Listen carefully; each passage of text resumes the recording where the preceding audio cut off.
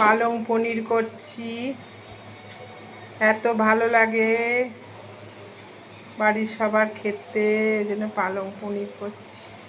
পালং শাকটাকে আগে সেদ্ধ করে নিলাম, জল দিয়ে ধুলাম, ঠান্ডা করলাম, বরফ দিলাম কারণ সবুজ রঙটা সুন্দর থাকবে, ঠান্ডা জল দিলেও হবে। যেরকম ঝাল খাও ঝাল দেবে। ধনেপাতা অবশ্যই দিতে হবে, অবশ্যই দিতে হবে।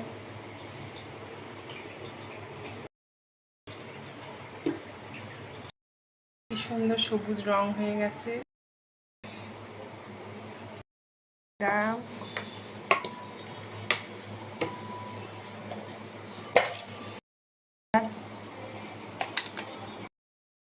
দিলাম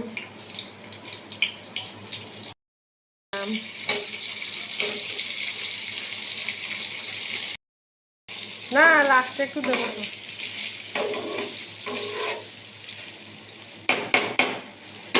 এই রান্নাটা করা খুব সহজ। এই দেখো ছেড়ে দেবো।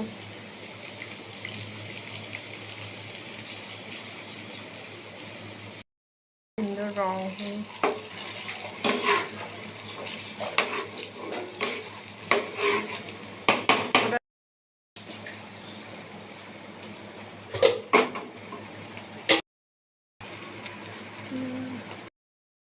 লবণ দিলাম,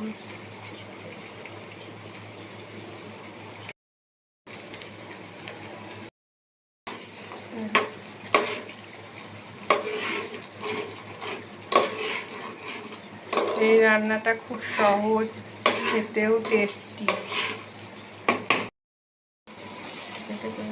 ঠিক ঠিক হবে। লঙ্কা দিয়ে দিলাম,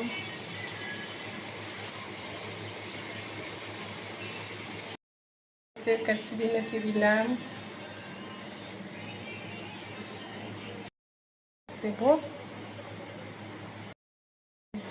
কাসুরি মেথি দেবো, আর লাস্টে একটু বাটার দিতেই হবে। দিয়ে এটার আসল স্বাদ হলো বাটার। তুমি যত বেশি বাটার দেবে তত টেস্টি হবে।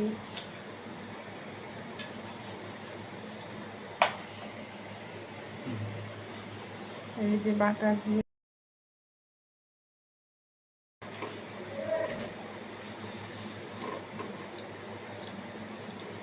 কেউ চাইলে এর মধ্যে মালাইও দিতে পারো, আমি দিই না।